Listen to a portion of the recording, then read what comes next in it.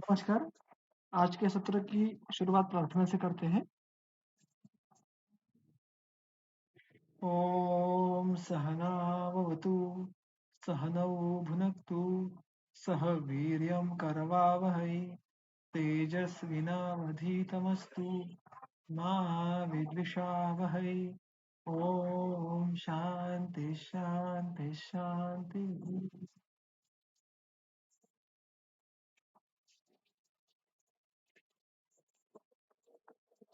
हमने इसके पहले के सत्र में चरक संहिता सूत्रस्थान अध्याय क्रमांक 7 इसमें जो मलायनों के बारे में वर्णन शुरू हुआ था, उसका जो अधिकरण था, जो विषय अधिकरण है, वो हमने टीका में देखा था कि अभी तक किस प्रकार हमने स्वस्थ चतुष्क में ये व्याधि उत्पत्ति ना हो, इसलिए भिन्न भिन्न उपायों का वर्णन देखा था।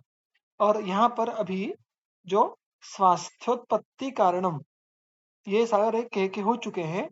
और उसके बाद स्वास्थ्य प्रतिबंधक दोष संचय निर्हरणम, ये चक्रपाणी की व्याख्या है। यानी स्वास्थ्य प्रतिबंधक दोषों का संचयों का निर्हरण, स्वास्थ्य को प्रतिबंध करने वाले त्रिदोषों का जो संचय होता है, उनका शोधन करने के लिए जो वर्णन की अपेक्षा है, उसका वर्णन सूत्र क्रमांक 42 से शुरू होता है। और वहां पे हमने जो मलायन, इनकी चर्चा देखी थी। मलायनों में मलों की वृद्धि और क्षय के कारण कौन से लक्षण उत्पन्न होते हैं, उनका दोषों के लक्षणों के साथ क्या संबंध प्रस्थापित कर सकते हैं, इसका और उसका अति संक्षिप्त में चिकित्सा सिद्धांत, ये सारी बातें सूत्र क्रमांक 44 तक आती है। और उसी विषय को आगे बढ़ के सूत्र क्रमांक 45 में वर्णन आता है, उसको हम आज देखना प्रारंभ करेंगे। सूत्र पढ़ता हूं पहले। विषम स्वस्थ वृत्तानाम एते रोगाः तथा अपरे जायन्ते अनातुराः तस्मात् स्वस्थ वृत्त पराः भवेत्। यहाँ पे वो स्पष्ट रूप से कहते हैं कि विषम स्वस्थ वृत्तानाम एते रोगाः, एते रोगाः, एते कौन, एते यानी ये सारे रोग, ये रोग कौन से?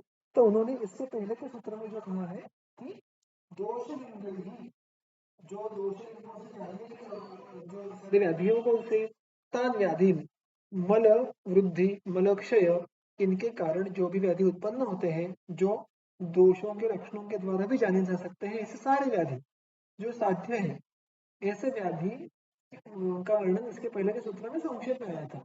तो बेसिकली एते रोगा, ऐसे व्याधि जो मल वृद्धि, मल क्षय इस प्रकार के द्वारा उत्पन्न होते हैं, और तथा अपरे ऐसे अन्य भी व्याधि। तो इन जनरल कोई भी व्याधि वो किस कारण उत्पन्न होते हैं? विषम स्वस्थ वृत्तानाम जायन्ते। तो बहुत ही संक्षेप में लेकिन सुंदर वर्णन यहाँ पे देखने के लिए मिलता है कि ये सारे या अन्य भी कोई भी व्याधि ये विषम स्वस्थ वृत्तानाम जायन्ते, वो किन में होते हैं, किन प्रकार के व्यक्तियों में होते हैं? तो जिनका स्वस्थ वृत्त विषम है उनमें। तो विषम स्वस्थ वृत्त का अर्थ क्या लेना है?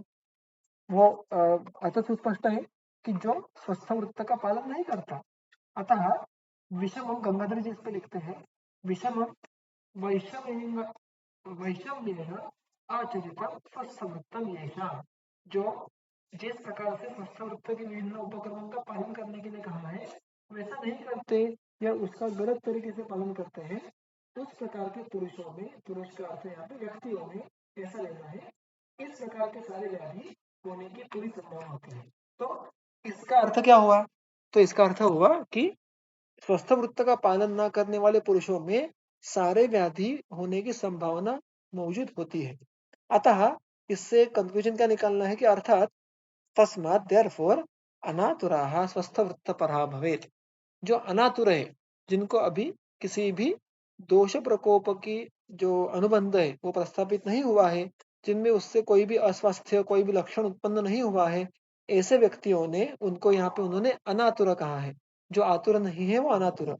उन्होंने स्वस्थ वृत्त पराः भवेत्, स्वस्थ वृत्त पराः यानी उन्होंने हमेशा स्वस्थ वृत्त का पालन करना चाहिए। सो ये रोग प्रतिबंधक जो संकल्पना है, उसको वहां पे उन्होंने अधोरेखित किया है कि स्वस्थ वृत्त किनके लिए है? स्वस्थ वृत्त के सारे नियम ये व्याधियों के अनुत्पत्ति के लिए है, जो स्वस्थ व्यक्ति है। इसका हम दूसरा अर्थ में लेना आवश्यक है कि स्वस्थ वृत्त के नियमों में बदलाव लाना पड़ता है व्याधित या रुग्णों के लिए। ब्रह्म मुहूर्त पे उठिएगा, ये नियम हम व्याधित रुग्ण के लिए नहीं कह सकते। व्यायाम कीजिएगा, ये नियम हम रुग्णों के लिए सबको समान रूप से नहीं कह सकते। अतः स्वस्थ वृत्त में बदलाव लाना ये हमें प्रायशः करना पड़ता है, क्योंकि हमारे सामने जो व्यक्ति आते हैं वो अनातुर कैटेगरी के प्रायः कोई भी नहीं होता। तो ये बात यहाँ पे स्मरण में रखनी है। अब इसको आगे चलकर वो इसका ही सबसे प्रमुख साधन हमें बतलाते हैं। माधव प्रथमे मासी नभस्य प्रथमे पुनः सहस्य प्रथमे चैव हारयेत दोष संचयम। वो क्या कहते हैं कि माधव प्रथमे मासी, माधव से जो पहला महीना है वह महीना, नभ महीने से जो पहला महीना है वह महीना, और सहस्य प्रथमे, यानी 3 प्रकार के महीनों का यहाँ पे उल्लेख कहते हैं। माधव का अर्थ होता है वैशाख, वैशाख का जो उसके पहले का मास है वो हो गया माधव प्रथम यानी चैत्र। नभस्य, इस मास का अर्थ है भाद्रपद, भाद्रपद के पहला महीना कौन सा है तो श्रावण। और सहस्य, सहस्य इस महीने का पहला कौन सा इसके पहले का महीना ये है सहस्य का, सहस्य इस शब्द का अर्थ है पौष, तो उसके पहले का महीना हो गया मार्गशीर्ष। यानी चैत्र, श्रावण और मार्गशीर्ष, इन 3 महीनों का उल्लेख उन्होंने यहाँ पे किया है। तो हम प्रायः जो ऋतुनुसार शोधन सुनते हैं, यहाँ पे उन्होंने उसको मास के अनुसार उसका जो वर्णन है वो यहाँ पे किया है। तो क्रमशः चैत्र, श्रावण और मार्गशीर्ष, इन महीनों में च एव दोष संचयम हारयेत, इन महीनों में ही दोष के संचय का हरण कीजिएगा, ऐसा निर्देश ये ग्रंथकार यहाँ पे देते हैं। तो हम जिसको यथा ऋतु शोधन कहते हैं, इसका उल्लेख यहाँ पे उन्होंने किया है। अब जब ये इन 3 महीनों का उल्लेख करते हैं तो यहाँ पे क्रमशः चैत्र ये वसंत ऋतु का, श्रावण ये प्रावरुट और मार्गशीर्ष ये शरद ऋतु का मास आता है। और अतः वसंत, प्रावरुट, शरद, इन 3 साधारण ऋतुओं में शोधन करने का निर्देश यहाँ पे उन्होंने किया है। तो फिर अगर ऋतुओं में शोधन करना है ऐसी बात कहनी थी, तो उन्होंने यहाँ पे महीनों का उल्लेख क्यों किया? अन्यथा वो अन्यत्र भी इस संहिता में, अन्य संहिताओं में वो मास ऋतु के अनुसार भी वो शोधन बहुत बार उसका निर्देश किया करते हैं। उन्होंने ऐसे कुछ संदर्भ भी कोट किए हैं। तो स्पेसिफिकली महीने का उल्लेख करने के पीछे की भूमिका क्या होगी? अब देखिएगा, एक ऋतु ये 2 महीनों से बनता है। एक ऋतु में 2 मास होते हैं और इनमें उन्होंने स्पेसिफिकली विशिष्ट मास का उल्लेख किया है एक ऋतु के। अगर हम ऋतुओं का विभाजन देखें तो वो 2 प्रकार से किया हुआ देखने के लिए मिलता है। एक प्रकार के जो जिसका उल्लेख ऋतुचर्या में हमें देखने के लिए मिलता है, या रसोत्पत्ति, षड्रसों की जो उत्पत्ति के अनुषंग से जो वर्णन है, उसमें शिशिर ऋतु का समावेश होता है, उसमें प्रावरुट ऋतु का समावेश नहीं होता है। और जो दोषों के शोधन के लिए जो ऋतुओं का विभाजन किया है, उसमें शिशिर का समावेश नहीं किया जाता, उसके बजाय प्रावरुट ऋतु का समावेश किया जाता है। अतः ये जो हम यहाँ पे विभाजन देख रहे हैं, ये शोधन के अनुसार देख रहे हैं। अतः यहाँ पे प्रावरुट आदि जो ऋतुओं का क्रम है वो देखना आवश्यक है। और अगर वो देखें तो उनमें जो महीनों का विभाजन है वो जो शिशिर इत्यादि ऋतुओं से महीनों का विभाजन है उससे भिन्न है। कैसे? तो प्रायः शिशिर आदि जो ऋतुओं का क्रम आता है उसमें वसंत ऋतु की शुरुआत चैत्र वैशाख इस प्रकार से होती है। किंतु अगर आप प्रावरुट आदि जहाँ पे शोधन की अपेक्षा से ऋतुओं का वर्णन है वो देखें तो वहां पे चैत्र ऋतु ये फाल्गुन और चैत्र सॉरी वसंत ऋतु ये फाल्गुन और चैत्र इन महीनों में उसको गिना जाता है। तो इस प्रकार से महीने की जो गिनती है वो दोनों जगह पे अलग है। ये बात समझ है तो हमें समझ में आ जाएगा कि यहाँ पे जिन महीनों का उल्लेख किया है उसके पीछे का तर्क क्या है। यहाँ पे देखिए, चैत्र जो मास है वो वसंत ऋतु का दूसरा मास है। जो श्रावण मास है वो प्रावरुट ऋतु का दूसरा मास है। और जो मार्गशीर्ष मास है वो शरद ऋतु का दूसरा मास है। तो यहाँ पे उन्होंने हर एक ऋतु के दूसरे दूसरे मास के बारे में उल्लेख किया है। अब इसके पीछे का तर्क क्या लगाना है? तो इसके पीछे का तर्क उन्होंने अगर टीकाओं में भी दिया है और वो पढ़ने के बाद हमें सुस्पष्ट हो जाता है कि क्या कारण होगा कि उन्होंने यहाँ पे मास का उल्लेख किया है। जो गंगाधर जी का जो वर्णन है उसको पढ़ता हूँ। हेमंते श्लेष्म संचयम चैत्रे, ग्रीष्मे वायु संचयम श्रावणे, वर्षासु पित्त संचयम मार्गशीर्षे हारेत इति अर्थः।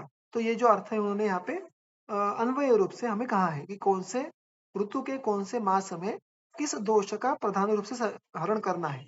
यहाँ पे उन्होंने केवल हारयत दोष संचयम इतना ही कहा है।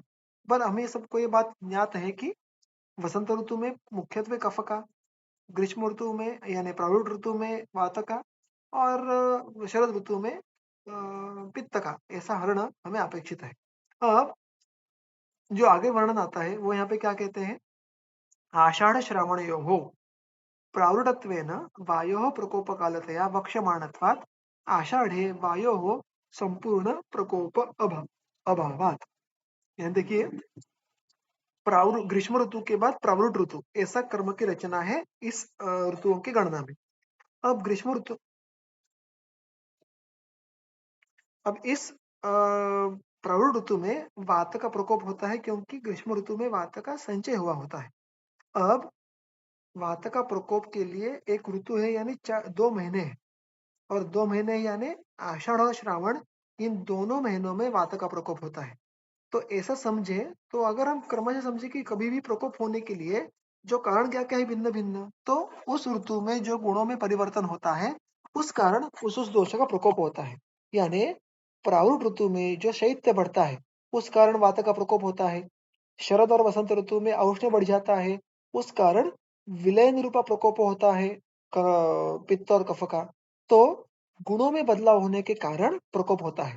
अब किसी भी ऋतु में जब दूसरा एक ऋतु के बाद दूसरा ऋतु आता है तो वो क्रमशः आता है। बीच में हमें ऋतु संधि भी देखने के लिए मिलती है और फिर क्रमशः दूसरा ऋतु स्वयं के लक्षणों को पूर्ण रूप से अभिव्यक्त करता है। तो जब तक उस ऋतु के जो उष्ण या शीत गुण का प्राधान्य हो वो पूर्णत्व से अभिव्यक्त ना हो, तब तक उस दोष का प्रकोप भी पूर्णत्व से नहीं होगा। दोष पहले से संचित है। मानो जैसे हम देखते हैं कि हिमालय में बर्फ वहां पे जमा हुआ रहता है शीत ऋतु में। जब धूप बढ़ती है तो वहां से बर्फ जब पिघलता है तो आगे की नदियों का पानी बढ़ने लगता है और जब वहां पे सबसे ज्यादा धूप होती है, सबसे ज्यादा गर्मी होती है, तो यहाँ का पानी सबसे अधिक बढ़ा हुआ होता है क्योंकि पिघला हुआ बर्फ पानी बन के आगे बहने लगता है। तो उसी प्रकार से उस ऋतु में क्रमशः जब प्रारूढ़ ऋतु में शैत्य और शरद और वसंत ऋतु में औष्ण्य ये क्रमशः ज्यादा बढ़ेगा, वैसे वैसे संचित दोषों का प्रकोप ये अधिक होते जाएगा और जितना प्रकोप अधिक होगा उतना हमारे लिए दोषों को बहिर्निर्णय करना ये सुलभ होने वाला है और फिर वो संपूर्ण रूप से बाहर निकल पाएंगे। अगर हम उस ऋतु में बहुत अर्ली दोष शोधन के लिए जाएंगे तो ऋतुनुसार जो दोषों का प्रकोप है वो असंपूर्ण रहेगा, ऐसा टीकाकारों ने कहा है। अतः हर एक ऋतु के दूसरे महीने का विशेष उल्लेख इस सूत्र में आता है। उसी को वो आगे कहते हैं, देखिएगा गंगाधर जी इसी को हर एक ऋतु के अनुसार समझाते हैं। आषाढ़े वायोः संपूर्ण प्रकोप अभावात् तत्र निर्हरणे पुनः श्रावणे कालस्वभावेन वायोः संचय प्रकोप संभवात्। वो कहते हैं कि अगर हमने प्रारूढ़ ऋतु के पहले ही महीने में अगर वायु का हरण करने का प्रयास किया तो क्या होता है, उसका जो दूसरा महीना है श्रावण, उसमें पुनः काल स्वभाव के कारण वायु का संचय प्रकोप होगा और फिर एक बार वाता का वहां पे हमें अनुबंध देखने के लिए मिलेगा। Same logic to be applied. वो आगे जाके कहते हैं एवं कार्तिक अग्रहायणयोः यानी कार्तिक और मार्गशीर्ष इन 2 महीनों में पित्त प्रकोप कालतया वक्ष्यमाणत्वेन इन 2 महीनों को पित्त प्रकोप का काल कहा है और अतः वक्ष्यमाणत्वेन कार्तिके पित्त निहरणे पुनः अग्रहायणे प्रकोपाशंका स्यात्। अगर आप कार्तिक महीने में ही विरेचन कर्म करोगे और पित्त के हरण का प्रयास करोगे तो पित्त निकलेगा नहीं, ऐसा नहीं, किंतु सारा पित्त नहीं निकलेगा। फिर जो संचित पित्त है वो आगे चलकर मार्गशीर्ष महीने में प्रकोपित हो सकता है। वही बात वो आगे चलकर वसंत ऋतु के बारे में भी कहते हैं कि फाल्गुन और चैत्र इस 2 महीनों का गणित देखें तो फाल्गुन मास में अगर हम शोधन करें तो चैत्र मास में फिर एक बार कफ प्रकोप की संभावना रहती है। अतः वो कहते हैं कि यहाँ पे उन्होंने जो महीनों के उल्लेख के द्वारा शोधन का वर्णन किया है, वो अधिक सटीक है, अधिक वो प्रिसाइज है।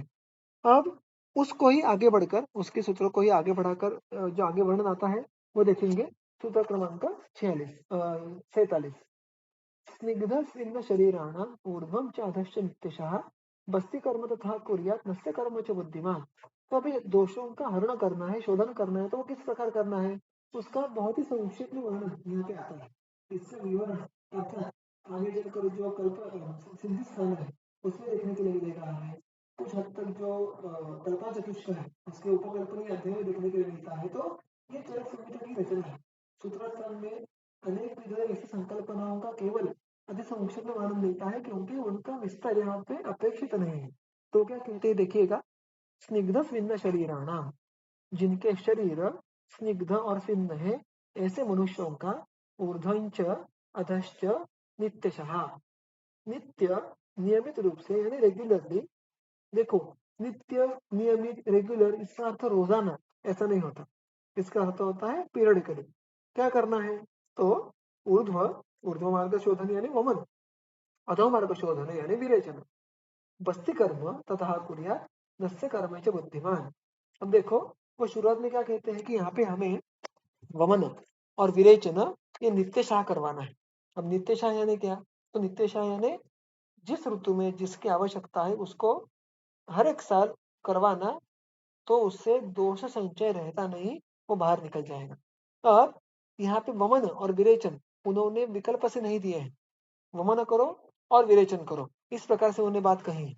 अब यहाँ पे उस प्रकार देखने के लिए जाए तो आगे की पंक्ति का वर्णन देखिएगा, ततः बस्ती कर्म कुर्यात्, और फिर वो क्या कहते हैं, उसके बाद बस्ती कर्म कीजिएगा, यानी वमन कीजिएगा, विरेचन कीजिएगा, फिर उसके बाद बस्ती कर्म कीजिएगा, और नस्त कर्मश्च बुद्धिमान, और उसी प्रकार उसके बाद नस्य कर्म भी कीजिएगा। ऐसा क्यों, ऐसा कैसे, क्या ये हर एक ऋतु में क्रमशः करना अपेक्षित है क्या? अब यहाँ पे उन्होंने कौन से ऋतु में कौन सा शोधन करना है ऐसा सुस्पष्ट रूप से नहीं कहा है, तो इसका अर्थ हम कैसे लगा के लेंगे? तो देखिएगा, इस पे गंगाधर जी की काफी विस्तृत टीका है, लेकिन ये तर्कयुक्त बातें हैं और ये हम समझ पाएंगे, इसलिए मैं टीका के विवरण में नहीं जाता। वो कहते हैं कि पहले स्निग्ध करो शरीर को, फिर स्विन्न करो, और फिर जो ऋतु है उसके बारे में सोचकर उस प्रकार शोधनों का वहां पे नियोजन करना है। अर्थात यानी क्या, कि चैत्र ऋतु में हमें कफ प्राधान्य के कारण वमन का पालन करना ही आवश्यक होने वाला है, क्योंकि कफहर उपक्रमों में वमन श्रेष्ठ है। अब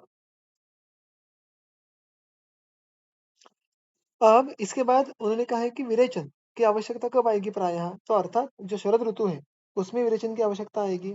तो उसमें विरेचन की आवश्यकता आने की होगी, तो वहां पे हम वमन के प्रधान शोधन नहीं करेंगे, वहां पे विरेचन करेंगे। वहां पे ऐसी भी अवस्था आ सकती है कि अगर कफ का अनुबंध हो और उसको पहले दूर करना हो तो पहले वमन करवाना पड़ेगा, फिर विरेचन करवाना पड़ेगा। तो ये फ्लेक्सिबिलिटी हमें रखनी पड़ेगी दोषों की अवस्था के अनुसार। प्रायः उस ऋतु में उस दोषों का प्रकोप रहा तो हमें वह शोधन पहले करना पड़ेगा, ये तर्कयुक्त बात हो गई। किंतु मुख्यत्वे प्रावरुट ऋतु में जब बस्ती कर्म की बात आती है, देखो, जब वात प्रधान और उसके साथ अन्य दोष अनुबंध रूप में रहेंगे तो बस्ती कर्म में कोई प्रॉब्लम नहीं है। किंतु अगर पित्त प्राधान्य रहेगा, कफ प्राधान्य रहेगा, तो हम बस्ती कर्म नहीं कर सकते। इसलिए अगर आप ऋतुचर्या देखो वाग्भट की, तो उन्होंने वर्षा ऋतुचर्या में कहा है कि बस्ती उपक्रम किन लोगों में करना है, जिनमें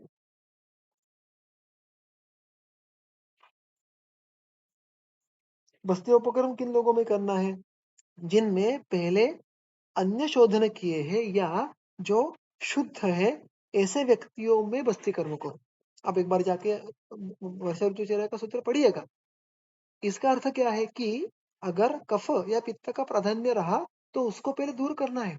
तो हमें वर्षा ऋतु में संभाव्यतः अगर कफ का अनुबंध बलवान रहा तो वमन करना पड़ेगा।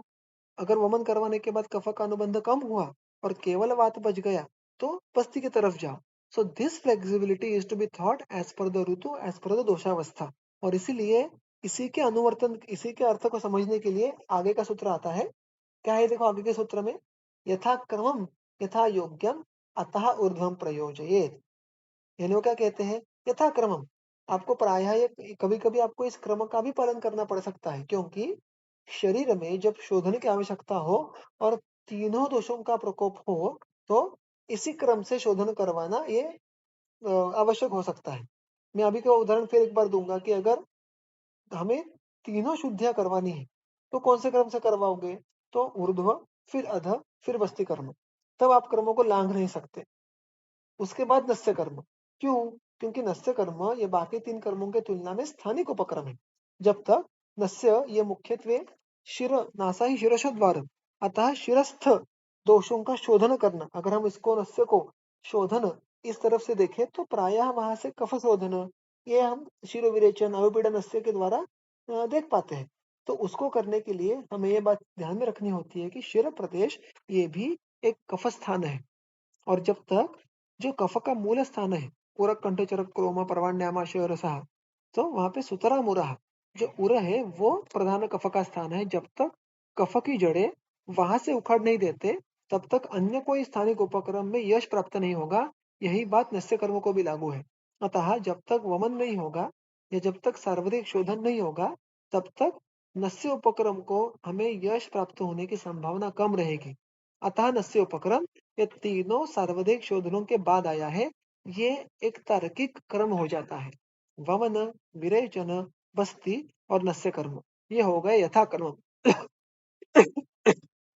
किंतु यहाँ पे ग्रंथकार ने अर्थात विकल्प भी दिया है। क्या? यथा योग्य, यानी आपको कुछ भी हो जाए इस क्रम को कभी छोड़ना नहीं है, ऐसा स्टिकअप होके नहीं रहना है।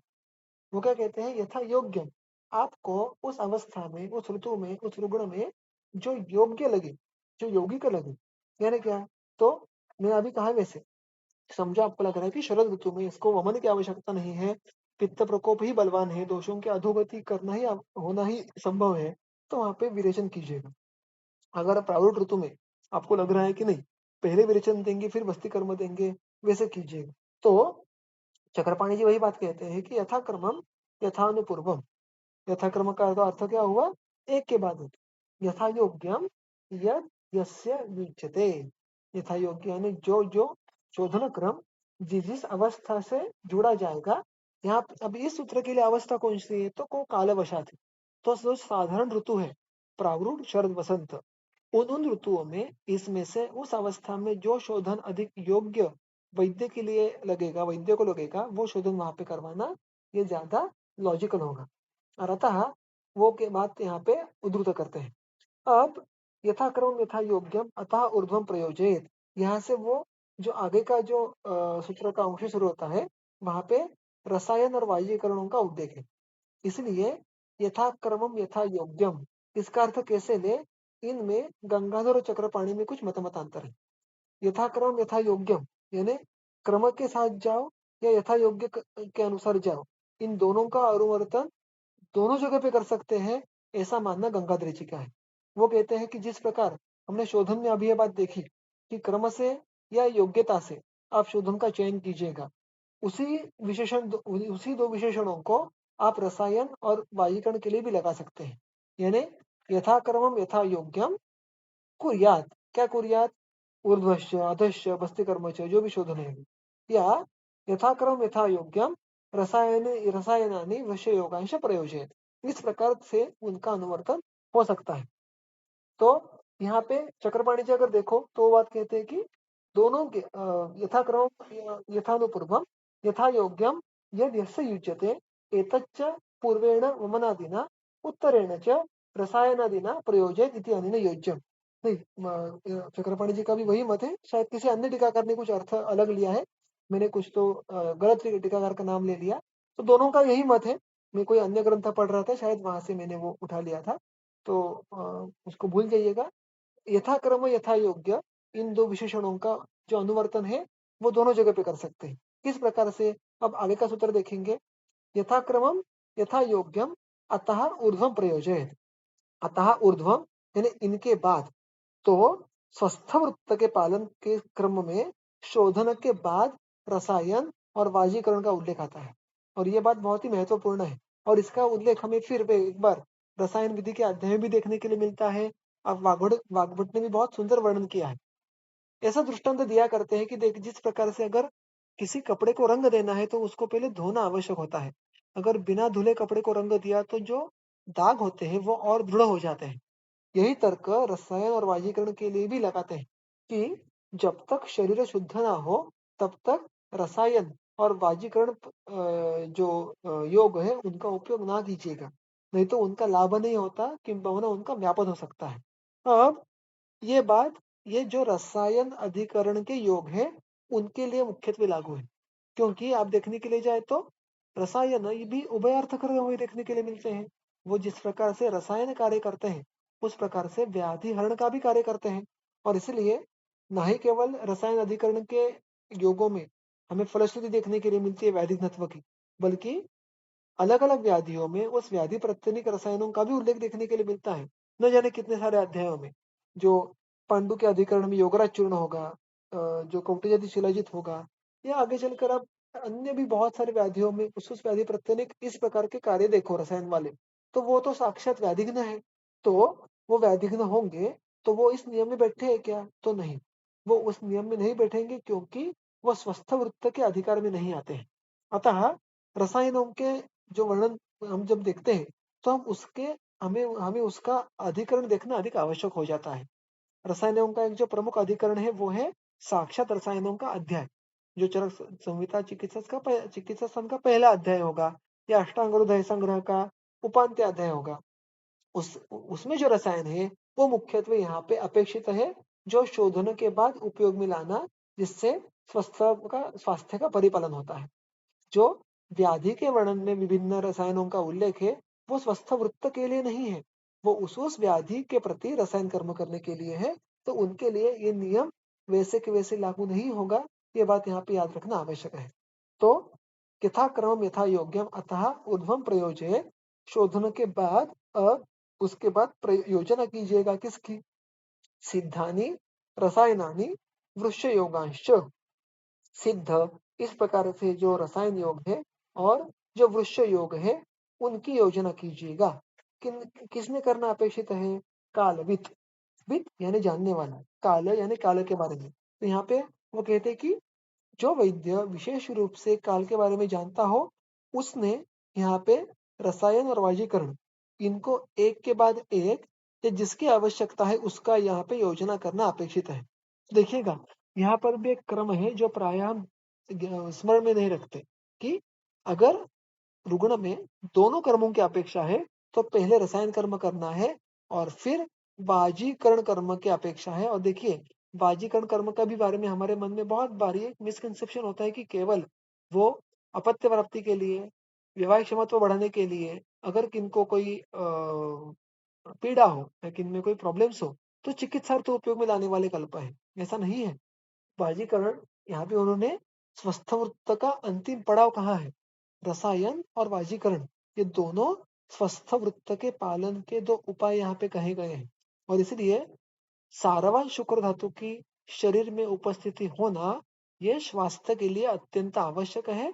और इसीलिए यहाँ पे वृक्ष योगों का विशेष उल्लेख यहाँ पे उन्होंने किया है और ये बात हमें सबको याद रखनी चाहिए। अब यहाँ पे उन्होंने क्या शब्द जोड़ दिया है कि इन दोनों का प्रयोग ऐसे वैद्य ने करना है जो कालवित है। कालवित यानी काल के बारे में उसको विशेष ज्ञान हो रहा है। आप देखिएगा एक आध उदाहरण देखेंगे कि ऐसा कहने के पीछे की क्या उनका प्रयोजन होगा। तो रसायन विधि में भी हमें बहुत सारे रसायन देखने के लिए मिलते हैं जिनका हर एक का गामित्व, हर एक का विशिष्ट प्रयोजन, हर एक का जो गुणों का कर्मों का तारतम्य है वो भिन्न-भिन्न है। उदाहरण के तौर पे वाग्भट में जो लशून का रसायन आता है या चरक संहिता वाग्भट में भल्ला तक का आता है, ये अत्यंत उष्ण, तीक्ष्ण इस प्रकार के रसायन कल्प है। चित्रक का रसायन का विषय वर्णन आता है। तो इन अगर रसायनों का उपयोग करना है तो हम अर्थात इनका उपयोग ग्रीष्म, शरद इन ऋतुओं में नहीं करेंगे, किंबहुना हम इनका उपयोग हेमंत जैसे ऋतु में करेंगे। तो रसायन ये स्वस्थ वृत्त का भाग होने के बाद भी हमें उनका विशिष्ट गुणधर्मों की अपेक्षा रख के विशिष्ट काल में योजना करना आवश्यक होगा। और वैसे करें तो ही हम उसका फल प्राप्त कर पाएंगे। वही बात वाजीकरण की। वाजीकरण के प्रायः सारे द्रव्य ये अत्यंत गुरु दुर्जर होते हैं, क्योंकि वो मधुरतम, स्निग्धतम इस प्रकार के होते हैं। इसलिए जब वर्षा जैसे ऋतु में, शरद जैसे ऋतु में जब अग्निबल का कम होना ये काल बल के कारण होता है, तब हम इन योगों का उपयोग कम करें या ना करें तो अच्छा होगा। अतः रसायन वाजीकरण ये भी एम्पिरिकली लेते रहना है ऐसा नहीं है। उसके पीछे जो विशेष सोच रखनी पड़ती है वो काल के बारे में है। काल का विशेष अर्थ है यहाँ पे ऋतु ऐसे लेना है। और इसलिए यहाँ पे जो सारे शोधन होने के बाद व्यक्ति का शरीर शुद्ध हो जाए तो यथाक्रम या यथा योग्य हमने सिद्ध रसायन और वृक्ष योगों का प्रयोग करना है। अब रसायनों के लिए जो सिद्धानी इस विशेषण का उपयोग किया है उसका अर्थ क्या है? तो चक्रपाणी जी कहते हैं दृष्ट फलानी, मैंने जिनके फलों का अनुभव पहले के लोगों ने, हमारे गुरुवर्यों ने, ये हमारे जो हमारे ग्रंथ है उनके ग्रंथकारों ने ये लेके हो चुका है। So in very as a part of very simple translation, they are already proven. proven क्यों? उनके फल देखे जाते हैं, उनको टेस्ट करने की जरूरत नहीं है, उनके बारे में कोई तर्क लगाने की जरूरत नहीं, because they are so much evidential, because the people and the society have seen the results of this kind of रसायन। अतः सिद्ध इस शब्द का प्राय जब जब ग्रंथ में ऐसा विशेषण रूप से उपयोग किया जाता है तो दृष्ट फल, जिनका फल ये अनुभूत होता है, देखने के लिए मिलता है, ऐसे योगों को सिद्ध कहते हैं। और यहाँ पे ये मुख्यत्वे विशेषण रसायन योगों के लिए लगाया हुआ है। तो इस प्रकार अगर हम स्वस्थवृत्त का पालन करें, और स्वस्थवृत्त में भी उन्होंने किस बात पे यहाँ पे हाईलाइट किया है, तो सबसे पहले तो दोष संचय हरण करने का, और उसके बाद फिर रसायन और वाजीकरण इन दोनों का उपयोग करने का। अब ये जो व्यक्ति इस प्रकार से विधिवत इन सारे प्रयोगों को करवाता है उसको क्या लाभ होगा, उसके बारे में जो आगे सूत्र आया है उसको देखेंगे। रोगाः तथा न जायन्ते प्रकृतिस्थेषु धातुषु धातवश्च अभिवर्धन्ते जरा मान्द्यम उपैति च। उससे क्या होता है? रोगाः तथा न जायन्ते, उस व्यक्ति में उस प्रकार से रोगों की उत्पत्ति नहीं होती। किनमें? प्रकृतिस्थेषु धातुषु। तो यहाँ पे उन्होंने दो अलग अलग यहाँ पे सिचुएशन है। एक तो रोगों की उत्पत्ति नहीं होती किनमें? जिनके धातु ये प्रकृतिस्थ है।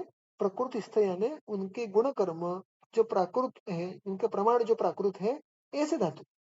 तो रोग क्यों नहीं होंगे? क्योंकि हम दोषों का संचय ये नित्य निर्धारित कर रहे हैं, उनको नित्य रूप से बाहर निकाल रहे हैं। अगर नित्य रूप से दोषों को बाहर निकला तो दोषः एव ही सर्वेषां रोगाणाम एक कारणम, इस सिद्धांत के अनुसार रोगों की उत्पत्ति की कोई संभावना ही नहीं रहेगी।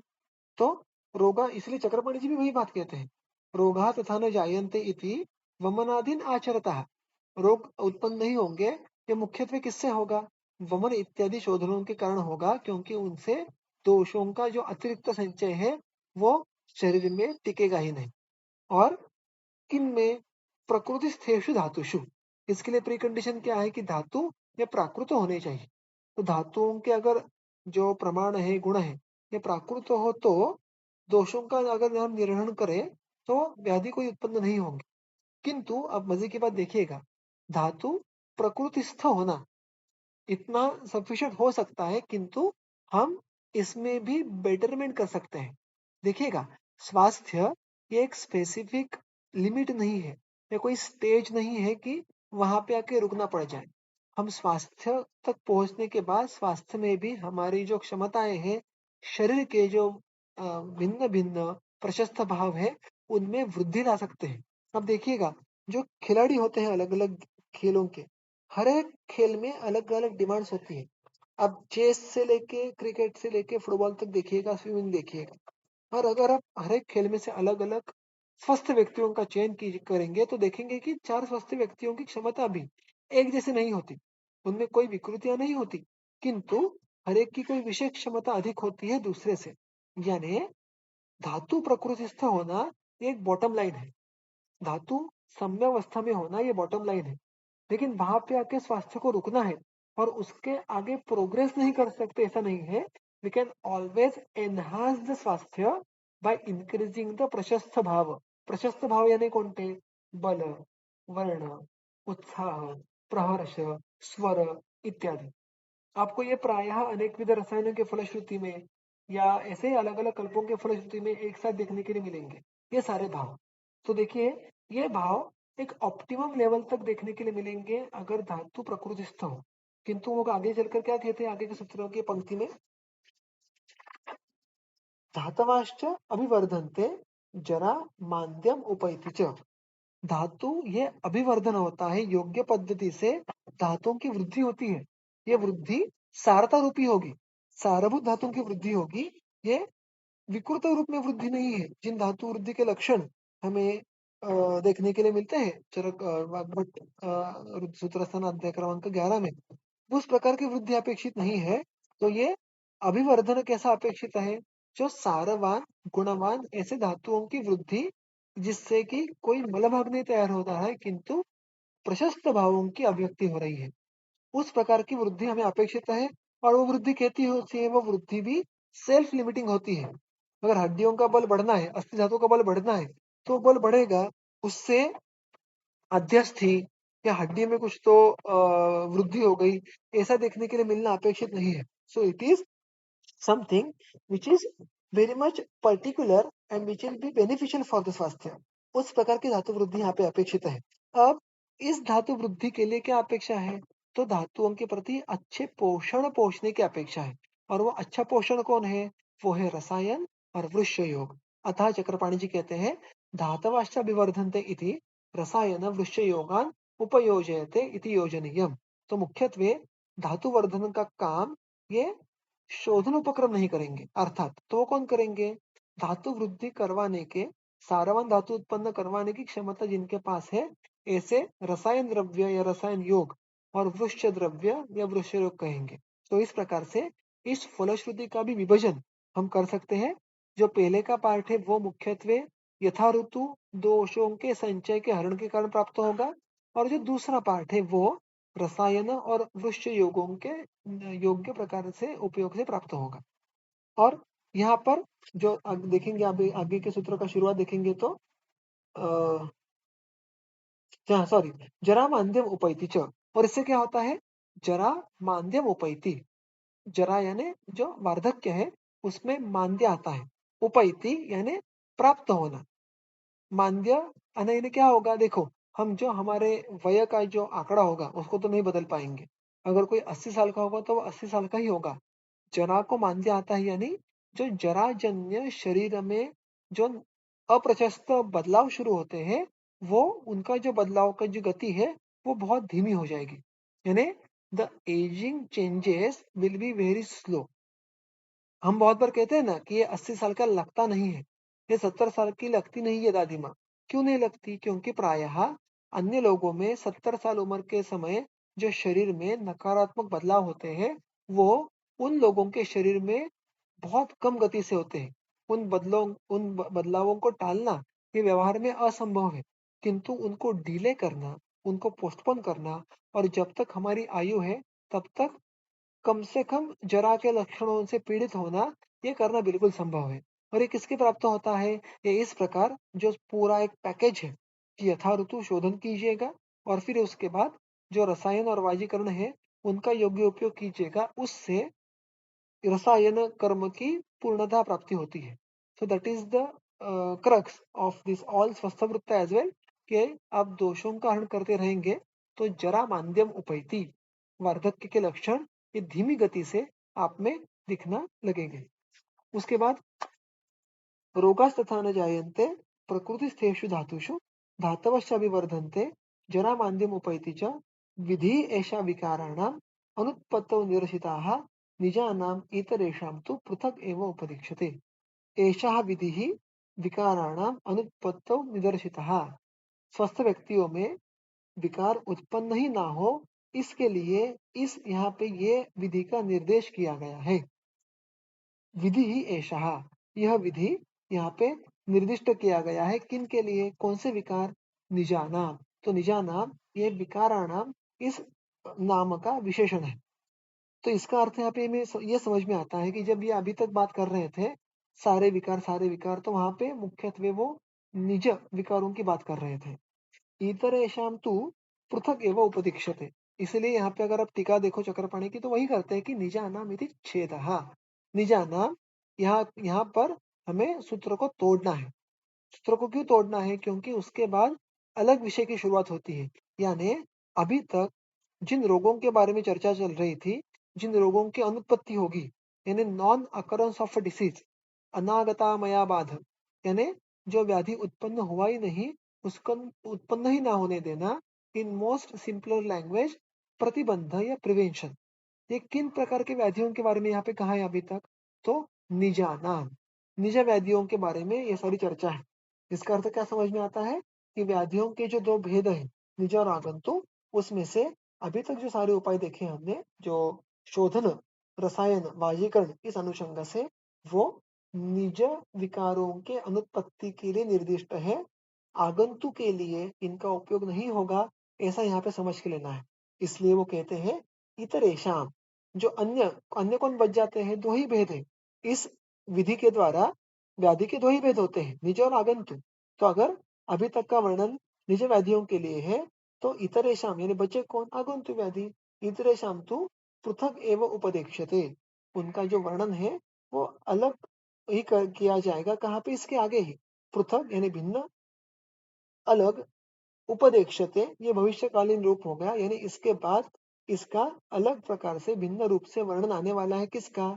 कि आगंतुक व्याधि की उत्पत्ति ना हो, ये कैसे हो सकता है? तो हमने जो बात शुरू की थी, हमने देखा था कि जो स्वास्थ्य प्रतिबंधक दोषों का संचय है, उनको दूर करने के लिए जो उपाय है वो यहाँ पे कहे गए, और वो मुख्यतः निज व्याधि के लिए थे। किंतु व्याधियों के दो प्रकार है, और अगर स्वस्थ रहना है तो हमें दोनों प्रकारों की व्याधियों की अनुत्पत्ति के प्रति देखना होगा। We will have to see the prevention of both the kinds of व्याधि। बट दोष शोधन, रसायन, विषय योग, they are not sufficient, they are not useful for prevention of आगंतुक व्याधि। और इसलिए आगंतुक व्याधि के अनुत्पत्ति के लिए, आगंतुक व्याधि के प्रिवेंशन के लिए सूत्र क्रमांक 51 से आगे जो वर्णन आता है वो उसके लिए बना है। तो उसका विस्तार जो है, उसका वर्णन जो है वो हम आगे के सत्र में देखेंगे। यहाँ पे निज व्याधियों की उत्पत्ति ना हो, इसलिए क्या, इसके लिए क्या करना है, इसका वर्णन समाप्त हो जाता है। तो अगर किसी को आज के सत्र में कोई प्रश्न हो तो वो अभी पूछते हैं, नहीं तो हमारा सत्र हम यहाँ पे समाप्त करेंगे।